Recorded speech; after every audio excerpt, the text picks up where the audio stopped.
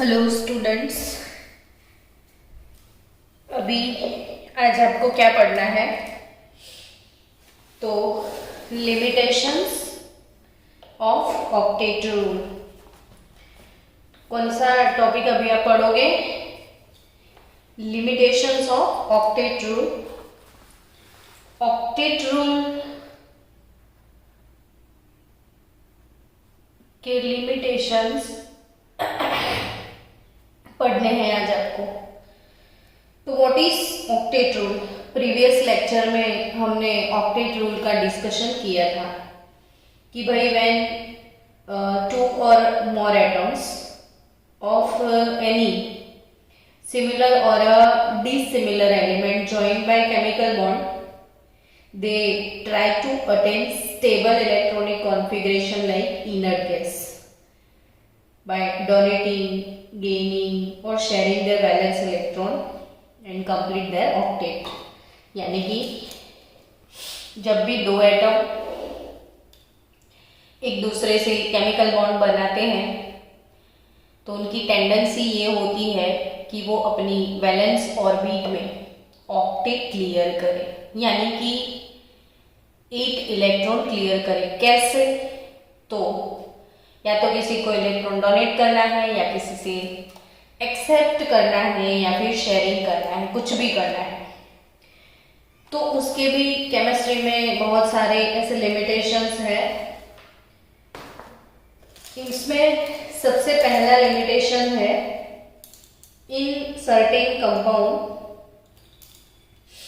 Even though the central atom possess more than 8 electrons or less than 8 electrons, they are also stable। नहीं समझ में आया तो एक एग्जाम्पल लेते हैं, समझ में आ जाएगा। फॉर एग्जाम्पल हम बात करें बेरिलियम क्लोराइड की। तो बेरिलियम ह हे ली बे 1 2 3 4 नंबर ना। बेरिलियम का नंबर कौन सा है? 4।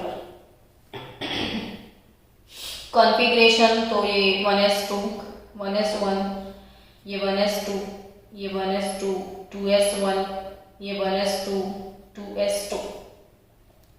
जो लास्ट ऑर्बिट होता है उसको वैलेंस ऑर्बिट बोलना है। ये वैलेंस ऑर्बिट 2 नंबर का है जिसमें 2 इलेक्ट्रॉन है, यानी बेरिलियम की वैलेंस ऑर्बिट में हमारे पास 2 इलेक्ट्रॉन है। ठीक है, तो वैलेंस ऑर्बिट के 2 इलेक्ट्रॉन को ऐसे मैंने रिप्रेजेंट किया, जिसको हम लुईस डॉट रिप्रेजेंटेशन बोलते हैं।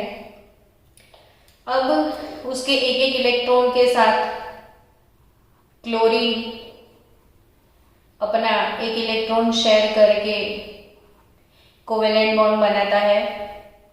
तो 2 क्लोरीन ने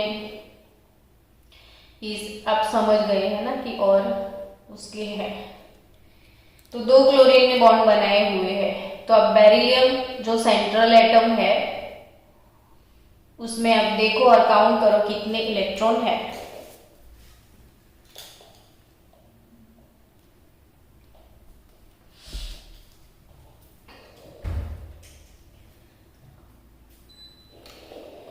तो बेरिलियम जो कि सेंट्रल एटम और उसकी वैलेंस ऑर्बिट में लिटरली आपको दिखाई देंगे, यहाँ पे ओनली 4 इलेक्ट्रॉन है। कोई भी ऑक्टेट क्लियर नहीं है। क्लोरीन का है, इसका है, बेरिलियम का नहीं है। सेंट्रल में 4 इलेक्ट्रॉन है तो भी वो स्टेबल है। तो पहला लिमिटेशन क्या कि in certain compound even though central atom possess more than 8 electron or less than 8 electron, central atom possess more than 8 electron or less than 8 electron, they are stable। तो ये 4 इलेक्ट्रॉन है तो भी वो स्टेबल है। अगर BF3 की बात करो आप, BF3 तो बोरोन ट्राइक्लोराइड में देखो, बोरोन बेरिलियम के बाद आता है बोरोन, 1s2 2s2 2p1, यानी इसकी वैलेंस ऑर्बिट में 3 इलेक्ट्रॉन है बोरोन की। बोरोन की वैलेंस ऑर्बिट में 3 इलेक्ट्रॉन है, वो एक फ्लोरीन के साथ एक एक इलेक्ट्रॉन का शेयरिंग करके सिंगल सिंगल बॉन्ड बना रहा है BF3 में। तीनों फ्लोरीन का तो ऑक्टेट क्लियर है, लेकिन अब बोरोन का सोचो, सेंट्रल एटम जो बोरोन जो बीच में होता है वो सेंट्रल एटम, और सेंट्रल एटम बोरोन के बारे में सोचो तो 1 2 3 4 5 6 इलेक्ट्रॉन ओनली। अभी सेंट्रल एटम में खाली 6 इलेक्ट्रॉन है, ऑक्टेट क्लियर नहीं है, तो भी वो स्टेबल है। ऐसे आपको बहुत सारे एग्जांपल मिल जाएंगे। चलो और एक दूसरा एग्जांपल लेते हैं जो कि ऑक्टेट का लिमिटेशन ही है, एक्स्ट्रा ऑर्डिनरी एग्जांपल है, आपको याद रखने हैं ये सब छोटी छोटी चीजें। हम अभी PCl5 और SH6 दोनों के लुईस डॉट स्ट्रक्चर बनाएंगे। फोस्फरस, ये सेंट्रल एटम फोस्फरस, इसका सेंट्रल एटम सल्फर। हमेशा केमिकल बॉन्डिंग चैप्टर तभी समझ में आता है जब आपको पीरियोडिक टेबल के सारे ग्रुप्स प्रिपेयर्ड है। फटाफट याद करना है फोस्फरस और सल्फर का ग्रुप, जल्दी बताओ, आ गया याद? कौन से ग्रुप में है फोस्फरस? 15, यस, और सल्फर 16, ओके। जो 15 ग्रुप का मेंबर होगा ना, तो उसकी वैलेंस ऑर्बिट में कितने इलेक्ट्रॉन होंगे? आवाज नहीं आ रही है, ओके, 5, अच्छा 5, ओके। और सल्फर की 6 है ना, 1 2 3 4 5। सल्फर में 1 2 3 4 5 और 6। तो फोस्फोरस की वैलेंस ऑर्बिट में 5 इलेक्ट्रॉन, उसने Cl के साथ शेयरिंग करके बॉन्ड बनाया है, 5 Cl के साथ शेयरिंग किया, देखो 5 5 Cl के साथ। मैंने Cl का इलेक्ट्रॉन को क्रॉस से दिखाया है जस्ट फॉर नॉलेज, कि आपको पता चले कि वो क्लोरीन का है। हमेशा ना शेयरिंग ऐसे ही होता है, एक क्लोरीन का होगा, एक फोस्फोरस का होगा। लेकिन कल पढ़े थे ना डेटिव बॉन्ड, उसमें ऐसा नहीं है, एक ही एटम 2 इलेक्ट्रॉन शेयर करता है। ये सारे PCl5 के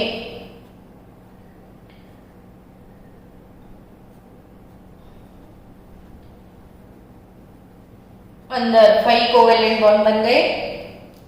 अब सेंट्रल एटम फोस्फोरस, उसने तो ऑक्टेट रूल का इज्जत ही पूरा खराब कर दिया। यहाँ पे फोस्फोरस सेंट्रल एटम में, फोस्फोरस है 10 इलेक्ट्रॉन, ना ऑक्टेट ना डुप्लेट, ये तो डेक्टेट बना दिया। 1 2 3 4 5 6 7 8 9 10। और अभी सल्फर की बारी, वो तो उससे भी आगे निकल गया। सल्फर ने 6 फ्लोरीन के साथ शेयरिंग किया, 6 फ्लोरीन के साथ। ये सारे एक्सेप्शन केसेस हैं। हम बोलते हैं ऑक्टेट क्लियर करने के लिए एटम्स कंबाइन होते हैं, यहाँ पे ऑक्टेट रूल की तो इज्जत जैसा कुछ ही भी नहीं है। देखो, हाँ फ्लोरीन का ऑक्टेट क्लियर है, सारे फ्लोरीन का, लेकिन जो सेंट्रल एटम है ना सल्फर, तो sulphur has 12 electrons in its valence orbit, और यहाँ पे 10 इलेक्ट्रॉन वैलेंस ऑर्बिट में। तो इन PCl5 there are 10 electron and in SF6 there are 12 electron in phosphorus valence orbit, sulfur valence orbit। तो ये 10 इलेक्ट्रॉन वाला सिस्टम, ये 12 इलेक्ट्रॉन वाला सिस्टम, और फिर भी स्टेबल है, बहुत नाइंसाफी। तो यहाँ पे दोनों केस में ऑक्टेट बिल्कुल भी क्लियर नहीं है। यहाँ पे 6 इलेक्ट्रॉन है, यहाँ पे 4 है, यहाँ पे 10 है, यहाँ पे 12 है, और तो भी वो लोग स्टेबल है। चलो तीसरा लिमिटेशन, ये अच्छा है कि लेस देन 8 इलेक्ट्रॉन है, मोर देन 8 इलेक्ट्रॉन है तो भी स्टेबल है। तीसरा लिमिटेशन तो ओहो बहुत ही एक्स्ट्राऑर्डिनरी है, जिसमें ऐसा कुछ है तीसरे एग्जाम्पल में तो भाई कि ऑक्टेट क्लियर है फिर भी स्टेबल नहीं है। अभी अभी आपने जो एग्जाम्पल देखा ना उसमें क्या देखा आपने कि ऑक्टेट क्लियर नहीं है वो स्टेबल है। अब क्या देखोगे, ऑक्टेट क्लियर है वो स्टेबल नहीं है। और यहां से एक आईएमपी क्वेश्चन भी है कि ऐसा कौन सा एग्जाम्पल है जिसमें ऑक्टेट क्लियर है तो स्टेबल नहीं है। तो हम बात करते हैं ग्रुप नंबर 15 की। Group number 15 Nana Patekar,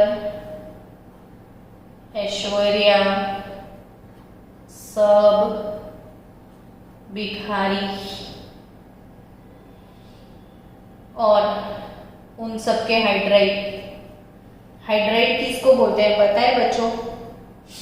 element के हाइड्रोजन के साथ जो भी कंपाउंड होते हैं ना उसको हाइड्राइड बोला जाता है। ऑक्सीजन के साथ जो कंपाउंड है वो ऑक्साइड, फ्लोरीन के साथ जो कंपाउंड है वो फ्लोराइड, और हाइड्रोजन के साथ जो कंपाउंड बनते हैं ना वो हाइड्राइड होते हैं। तो ये ग्रुप नंबर 15 नवाज, सभी या नाना पाटेकर, ऐश्वर्या, सब, भिखारी। ग्रुप नंबर 15 के जितने भी एलिमेंट्स हैं उन सबके हाइड्रोजन के साथ जो कंपाउंड है NH3, इसको एमोनिया बोलते हैं।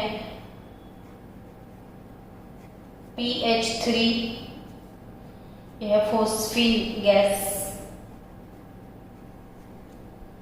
RCASH3 एंटीमनी हाइड्राइड और bismuth hydride. Ammonia, phosphine, arsenic hydride, antimony hydride, आपको पता है एंटीमनी, एसमी यानी antimony, bismuth hydride, antimony hydride. अब ये सारे जो हाइड्राइड है ना सब में ऑक्टेट क्लियर है, लेकिन जब आप टॉप टू बॉटम होते हो तो नाना पाटेकर, ऐश्वर्या, सब, भिखारी, सबके हाइड्राइड देख लिए। अब सबके हाइड्राइड की मैं बात करूं तो सबसे ज्यादा स्टेबल इसमें अमोनिया है। आपको याद रखना है, ये क्वेश्चन नीट का क्वेश्चन है, ये नीट का क्वेश्चन है बच्चों, कंपल्सरी याद रखना। क्यों ये ऑक्टेट क्लियर होने के बाद भी स्टेबल नहीं है बिस्मथ हाइड्राइड? तो जैसे आप टॉप टू बॉटम मूव होते हो तो ये चीज हमेशा याद रखना, भूल मत जाना कि जो सेंट्रल एटम होगा इसका साइज इंक्रीज हो जाता है। बिस्मथ का साइज सबसे बड़ा है ना। अब हाइड्रोजन देखो छोटू सा होता है ना, सोचो हाइड्रोजन थोड़ी बड़ा होगा, टॉप टू बॉटम मूव होंगे तो हाइड्रोजन तो वैसा ही रहेगा ना। अब ये कपल आपको कैसा लगता है? तो कोई भी बच्चा बोल दे शिट नहीं मजा आ रहा है, बहुत डेंजरस कपल लगता है, इनकी शादी बनाओ तो कैसा लगे? तो शादी में कपल ऑलमोस्ट सेम होना चाहिए ना यार, दोनों का साइज ऑलमोस्ट इक्वल होना चाहिए। यहाँ पे साइज की तो देखो वाट लग गई, तो ऑब्वियसली सेंट्रल एटम का साइज बढ़ जाता है, हाइड्रोजन बहुत छोटा है, तो ड्यू टू दैट साइज इसकी वजह से ये लेस स्टेबल है या इसको अनस्टेबल भी आप बोल सकते हो।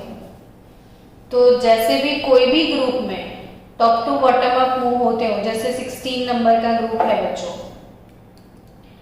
तो 16 नंबर का ग्रुप देखो, O S C T O और इन सबके हाइड्राइड बना। तो ऑक्सीजन का हाइड्राइड आपको पता है ना, पानी रोज पीते हो H2O, तो इसका H2S, इसका H2SC, H2TE, H2PO, सबके हाइड्राइड बन गए। अब जैसे आप टॉप टू बॉटम जाओगे तो साइज इंक्रीज होगा तो स्टेबिलिटी डिक्रीज होगा, तो ये यहाँ पे बिस्मथ हाइड्राइड लेस स्टेबल, वो जल्दी से टूट जाता है, ये भी जल्दी से ब्रेक हो जाता है। ये स्टेबल है, ये अनस्टेबल होता है। वैसे 17 नंबर के ग्रुप के बारे में सोचो तो फ्लोरीन, क्लोरीन, ब्रोमीन, आयोडीन, अब इन सबके हाइड्राइड बनाओ तो HF, HCl, HBr, HI। अब आपको कोई पूछे स्टेबिलिटी ऑर्डर तो सबसे बड़ा साइज किसका? फ्लोरीन से बड़ा, क्लोरीन से बड़ा, ब्रोमीन से बड़ा, आयोडीन सबसे बड़ा, तो हाइड्रोजन बहुत छोटा है तो ये कपल जमेगा नहीं अच्छे से। तो HI यहाँ पे लेस स्टेबल होगा, यहाँ पे H2PO लेस स्टेबल होगा, यहाँ पे मतलब कोई भी ग्रुप में जैसे आप टॉप टू बॉटम मूव होते हो तो उनके जो हाइड्राइड कंपाउंड है उनकी स्टेबिलिटी डिक्रीज होती है, उनकी स्टेबिलिटी डिक्रीज होती है। नीचे वाले बड़े साइज वाले, यहाँ पे रट्टा मारने की कोई ज़रूरत ही नहीं है बच्चों, आराम से समझ सकते हो कि ये जो बड़े साइज वाले एलिमेंट है वो हाइड्रोजन के साथ अच्छे से कपल नहीं बना पाएंगे, तो वो साइज की वजह से अनस्टेबल है, हालांकि ऑक्टेट क्लियर है। वैसे ही IF7 की बात करो, H2SO4 की बात करो, आपने बोल दिया IF7 मैडम हमको नहीं पता है, बताओ ना structure. Yes, why not. IF7 iodine और फ्लोरीन का कंपाउंड है। आयोडीन 17 ग्रुप का एलिमेंट है, हैलोजन का। आयोडीन का ग्रुप नंबर 17 है। आयोडीन का ग्रुप नंबर 17 तो उसके सराउंडिंग्स में 7 इलेक्ट्रॉन होंगे, है ना। 1 2 3 4 5 6 7 और वो 7 फ्लोरीन के साथ शेयरिंग करता है, तब भी तो IF7 बनता है। कितना मस्त कंपाउंड बना नहीं, 7 फ्लोरीन के साथ शेयरिंग किया। फ्लोरीन खुश है अपनी दुनिया में, उसका ऑक्टेट क्लियर, लेकिन आयोडीन दूसरे को खुश करने में अपना ऑक्टेट भूल गया। ये सब तो खुश खुश है, लेकिन इसके पास सेंट्रल में कितने इलेक्ट्रॉन लेके बैठ गया? वो 14 इलेक्ट्रॉन। तो IF7 की सेंट्रल में 14 इलेक्ट्रॉन है भाई ना, तो भी वो स्टेबल है, डोंट वरी।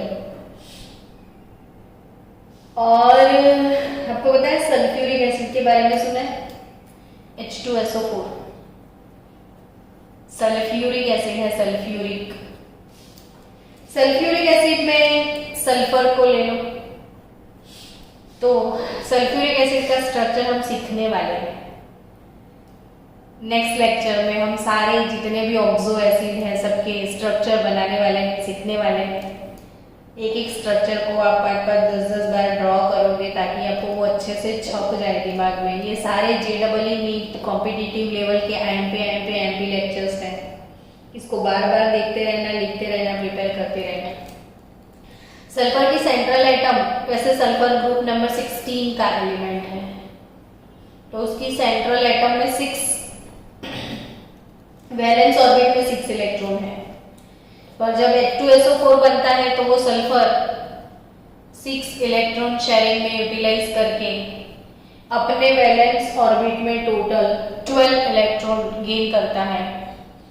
तो यहाँ पे नो ऑक्टेट क्लियर, यहाँ पे कोई ऑक्टेट नहीं है, तो भी H2SO4 और IF7 octet clear. Central atom में ऑक्टेट क्लियर नहीं है तो भी वो स्टेबल है। सेंट्रल एटम में ऑक्टेट क्लियर नहीं है तो भी वो स्टेबल है।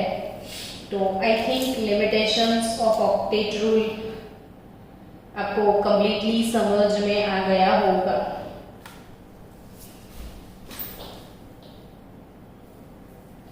अब नेक्स्ट टॉपिक है हमारा, वो भी बहुत बहुत बहुत इम्पोर्टेंट सारे वर्ड्स जो है इस चैप्टर में आने वाले हैं, वो सब चीज़ें हम सीखने के लिए जा रहे हैं।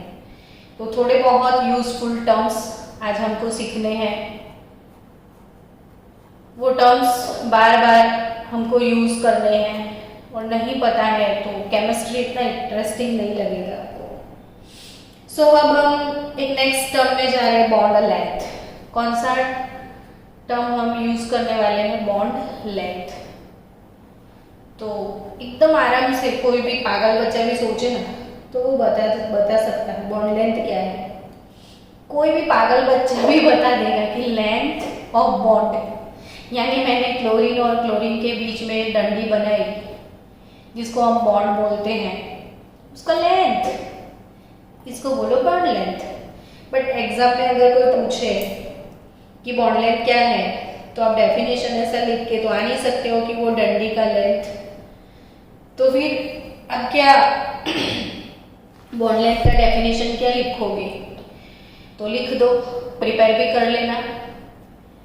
The equilibrium distance, the equilibrium distance, ये क्लोरीन का न्यूक्लियस, ये वाले क्लोरीन का न्यूक्लियस, दोनों न्यूक्लियस के बीच का, यहाँ पे तो शेयरिंग होता है ना, तो ऐसे होगा। The equilibrium distance between the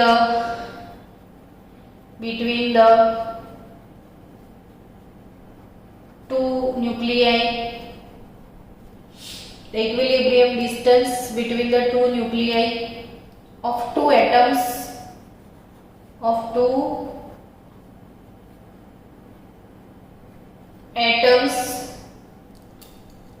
combined by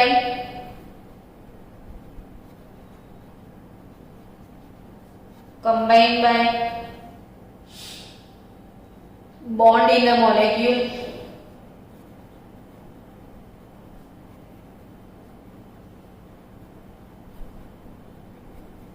is called bond length।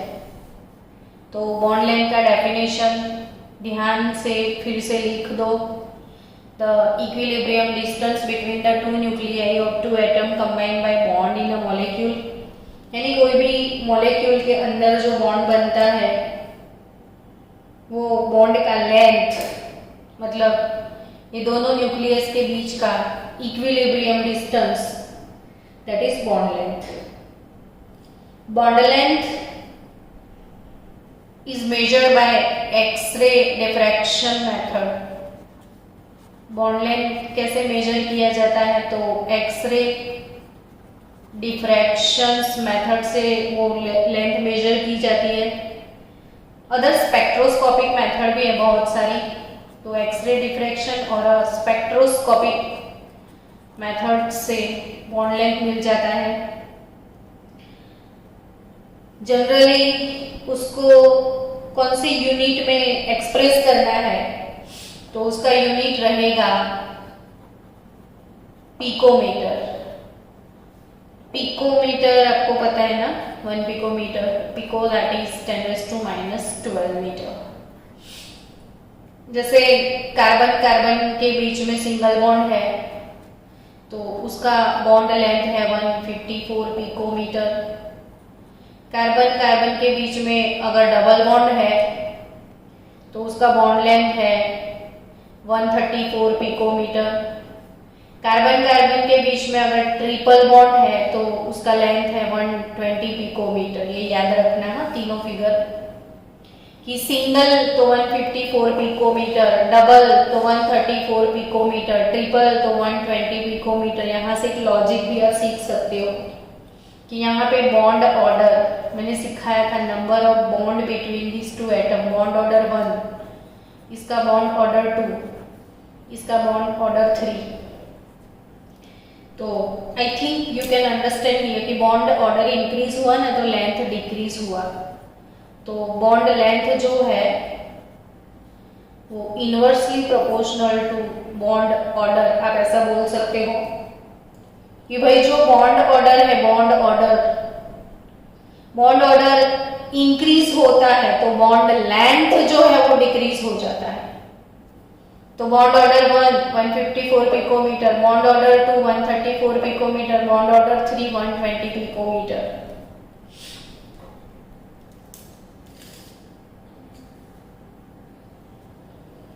तो एक टर्म बॉन्ड लेंथ सीखा भी आपने कि the equilibrium distance between the two nuclei of two atom combined by bond in a molecule called bond length।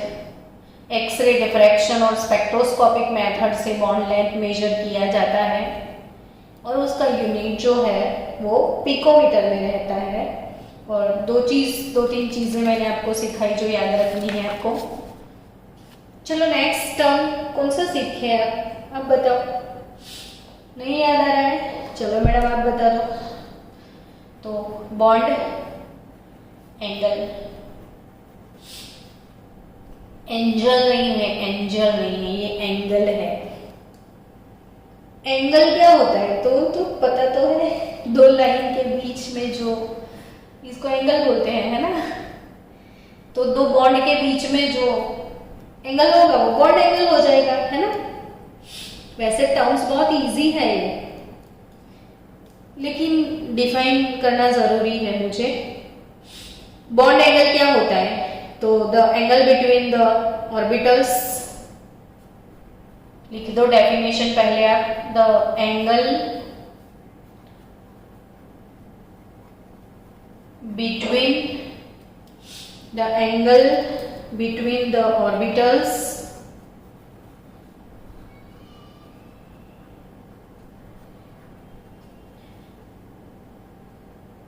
possessing bonding electron pair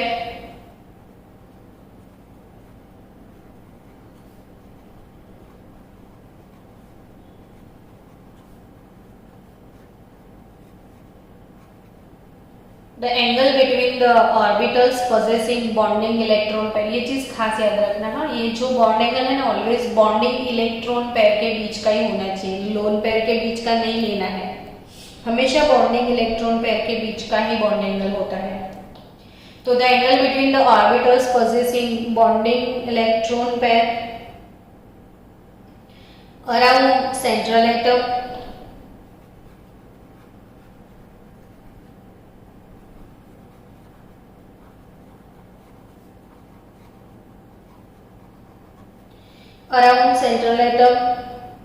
of the molecule or ion। मैं इसलिए धीरे धीरे लिख रही हूं ताकि आपका भी मेरे साथ हो जाए।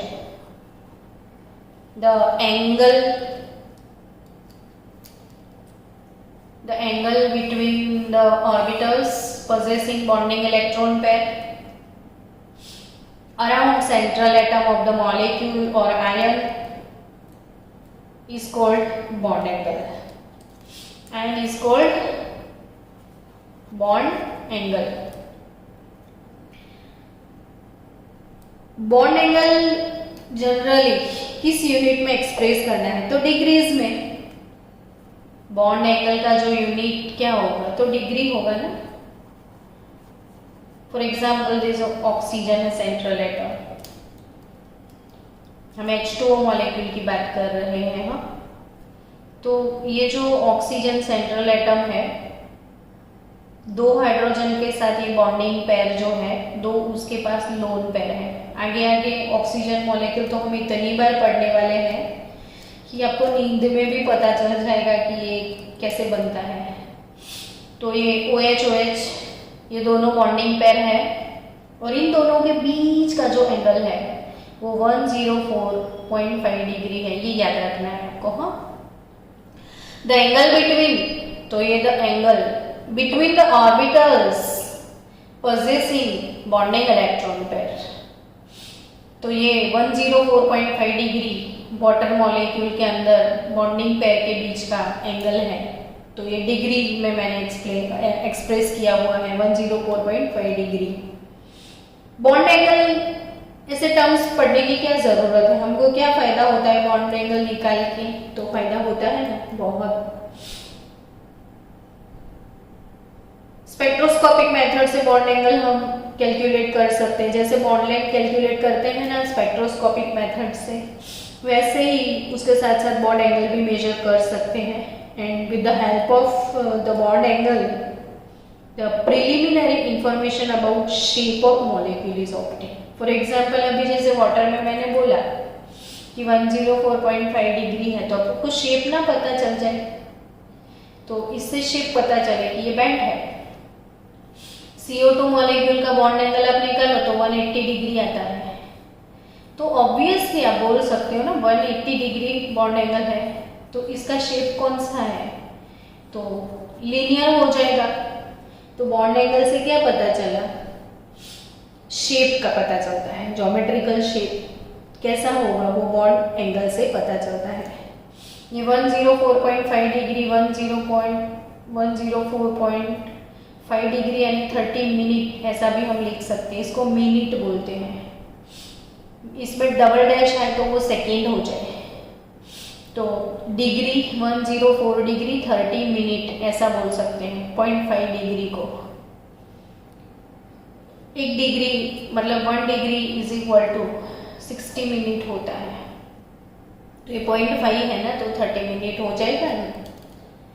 चलो नेक्स्ट टर्म, और कोई बाकी है मैडम अभी, तो यस बेटा यस, तो अभी लेजी मत बन जा, है अभी और एक टर्म हमारे पास, बॉन्ड एनर्जी। कौन सा टर्म, बॉन्ड एनर्जी। एनर्जी की सिनोनिम वर्ड भी है ना, बॉन्ड एंथैल्पी। बॉन्ड एनर्जी का सिनोनिम वर्ड कौन सा है, बॉन्ड एंथैल्पी। तो बॉन्ड एनर्जी का सिनोनिम है बॉन्ड एंथैल्पी। अब ये बॉन्ड एंथैल्पी क्या, तो ये भी पागल बच्चे को भी समझ में आए, बॉन्ड एनर्जी और bond enthalpy.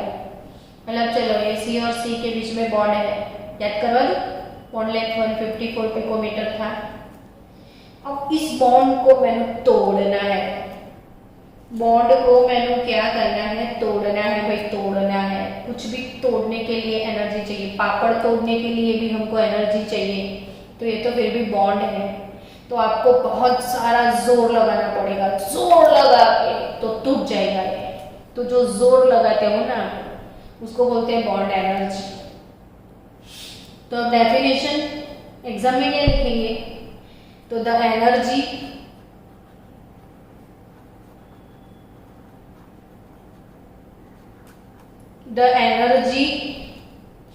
required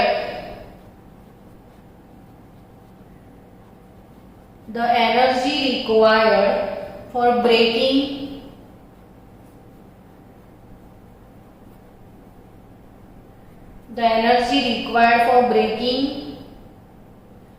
one mole bond, breaking one mole bond in one mole gaseous substance, one mole bond in one mole gaseous substance। हमेशा जब भी कुछ भी ब्रेक करना होता है ना तो गैसियस फेज में ही ब्रेक होता है। सॉलिड होता है तो भी पहले उसको गैस बनाना पड़ता है और गैस बनाने के बाद बॉन्ड को ब्रेक किया जाता है। तो यहाँ पे डेफिनेशन में ये चीजें आप मिस मत करना, याद रख के लिखना। The energy required for breaking one mole bond in one mole gaseous substance is called bond enthalpy, is called bond enthalpy और बॉन्ड एनर्जी। हाइड्रोजन गैस जो है, हाइड्रोजन गैस जो है उस हाइड्रोजन गैस HH के बीच में जो बॉन्ड है उसको ब्रेक करोगे, H gas plus H gas आपको मिलेगा। तो अब उसको कितना एनर्जी देने वाले हो, तो 435.8 किलो जूल पर मोल। एंथैल्पी आए ना तो किलो जूल पर मोल यूनिट आ ही जाता है। तो कोई भी एंथैल्पी हो, एनर्जी हो, जूल में हम मेजर करते हैं। तो ये छोटी छोटी चीजें पढ़ो, समझो। बॉन्ड को ब्रेक करना है हाइड्रोजन के अंदर तो 435.8 किलो जूल पर मोल एनर्जी लगता है। बॉन्ड एंथैल्पी, बॉन्ड को ब्रेक करने के लिए जो एनर्जी, वाटर,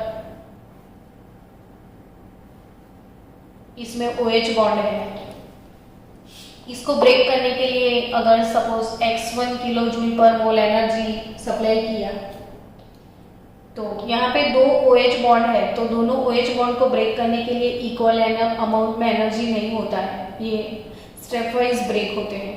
इसका और इसका दोनों का एनर्जी अलग अलग होता है, ये चीज खास याद रखना। भले सेम बॉन्ड है बच्चों, भले OH OH सेम बॉन्ड है, तो भी दोनों का एंथैल्पी अलग अलग होता है।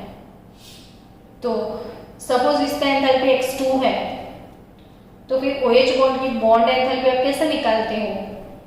तो bond energy of OH bond, तो x1 प्लस x2/2, यानी कि दोनों की बॉन्ड एंथैल्पी का टोटल करके 2 से डिवाइड करना होता है, यानी एवरेज बॉन्ड एंथैल्पी निकलता है। चलो इसके बहाने में आपको मिथेन मॉलिक्यूल भी शेयर करवा दूं। मीथेन मॉलिक्यूल अगर है ये CH4, तो मीथेन मॉलिक्यूल में ये x1, ये x2, ये x3, ये x4, चार CH बॉन्ड है ना, तो भी चारों बॉन्ड को ब्रेक करने के लिए अलग अलग एनर्जी की जरूरत पड़ेगी। तो what is average CH bond enthalpy? तो x1 plus x2 plus x3 plus x4 divided by 4 करेंगे, average bond enthalpy of CH bond. तो यहाँ पे चार इक्वल CH बॉन्ड है, चारों की लेंथ इक्वल है, फिर भी चारों को अलग अलग एंथैल्पी देना पड़ता है। तो फिर CH बॉन्ड का बॉन्ड एंथैल्पी मीथेन मॉलिक्यूल में कितना होता है? तो वो चारों को टोटल करके 4 से डिवाइड किया जाता है। हाँ, दूसरी चीज याद रखना कि अगर मीथेन के CH बॉन्ड की एंथैल्पी इथेन से कंपेयर करो तो हम कंपेयर नहीं कर सकते, वो अलग ही होता है। अपने एक ही मॉलिक्यूल में दो बॉन्ड की एनर्जी सेम नहीं है, तो दूसरों के साथ तो सेम होने का कोई सवाल ही नहीं आता है। तो CH बॉन्ड का मीथेन में एनर्जी कैसे निकालते हैं? तो ऐसे बॉन्ड एंथैल्पी निकाली जाती है। अब एक लास्ट टर्म बचा है, बॉन्ड ऑर्डर। नेक्स्ट टर्म अपना कौन सा है? Bond order. तो बॉन्ड ऑर्डर तो वैसे भी मैंने बहुत बार गोल गोल करके सिखाई दिया है कि the number of bonds between two atoms, definition आप लिख दो, the number of bonds between two atom present in one molecule is called bond order. ये बॉन्ड ऑर्डर समझ गए? Bond order 1, bond order 2, bond order 3, H2 molecule bond order 1, O2 molecule bond order 2, N2 molecule bond order 3। Bond order fraction में भी हो सकते हैं, 1.5, 2.5, ऐसा भी बॉन्ड ऑर्डर आ सकता है। तो कभी 2.5 बॉन्ड ऑर्डर निकले तो टेंशन में मत आ जाना, निकल सकता है। So don't worry. Bond order जितने ज्यादा बॉन्ड होते हैं उतना रिश्ता मजबूत होता है। कोई भी समझ सकता है ना, जितने ऑर्डर ज्यादा है उतना रिश्ता पक्का होता है, और पक्के रिश्ते को कोई जल्दी तोड़ नहीं सकता है। तो इसको तोड़ने के लिए बहुत ज्यादा एनर्जी चाहिए। तो बॉन्ड ऑर्डर इनवर्सली प्रोपोर्शनल, मतलब बॉन्ड ऑर्डर जितना ज्यादा है मॉलिक्यूल उतना ही स्टेबल है। याद रखना कि bond order directly proportional to stability of molecule. Bond order increase होगा तो स्टेबिलिटी इंक्रीज होगा। बॉन्ड ऑर्डर इंक्रीज होगा बच्चों तो स्टेबिलिटी इंक्रीज होता है, और बॉन्ड लेंथ जो है वो बॉन्ड लेंथ डिक्रीज हो जाती है। जैसे सिंगल तो 154, डबल तो 134, ट्रिपल तो 120 पिकोमीटर। समझ गए आप?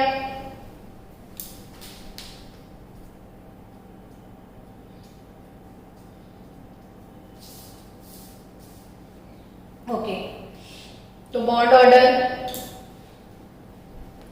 Directly proportional to stability. फिर से याद रखना, जितना बॉन्ड ऑर्डर, जितना रिश्ता स्ट्रॉन्ग है उतना रिश्ता जल्दी टूट नहीं सकता, और उतने ही ये लोग लाइफ में स्टेबल हो जाएंगे। भाई एक नहीं, दो नहीं, 3 बार बॉन्ड बनाए हैं तो ऑब्वियसली स्टेबल होंगे ना। बहुत कॉमन लॉजिक है, यहाँ भी रट्टा मारने की कोई जरूरत नहीं, सीधा सीधा कोई भी बच्चा समझ सके। कि 3 बॉन्ड बनाया है भाई लाइफ में, तो ऑब्वियसली रिश्ता अच्छा होगा, तो ऑब्वियसली ये स्टेबल मॉलिक्यूल होगा। तो बॉन्ड ऑर्डर जितना ज़्यादा, स्टेबिलिटी उतना ज़्यादा, और बॉन्ड लेंथ कम हो जाता है। सिंगल है तो बड़ा सा बॉन्ड है, डबल है तो छोटा हो जाएगा, ट्रिपल है तो एकदम से छोटा हो जाता है। तो बॉन्ड लेंथ डिक्रीज हो जाता है, और बॉन्ड लेंथ डिक्रीज हो जाता है तो बॉन्ड एंथैल्पी जो है वो इंक्रीज हो जाती है। 3 बॉन्ड को ब्रेक कर, यहाँ पे 3 बॉन्ड्स आपको ब्रेक करना है, 1 फिर 2 फिर 3, तो 3 बार एनर्जी देना पड़ेगा। जितने बॉन्ड ज्यादा है उतनी मेहनत ज्यादा लगेगी। तो बॉन्ड ऑर्डर इंक्रीज होगा, स्टेबिलिटी इंक्रीज होगी, तो बॉन्ड एंथैल्पी भी इंक्रीज होगी। डिक्रीज होगा तो सिर्फ एक चीज, बॉन्ड लेंथ। तो यहाँ पे आज हमने 4 टर्म सीख लिए हैं। अभी नेक्स्ट लेक्चर में कुछ खास पढ़ने के लिए जा रहे हैं हम, और वो कुछ खास क्या है, तो हाइब्रिडाइजेशन पढ़ेंगे।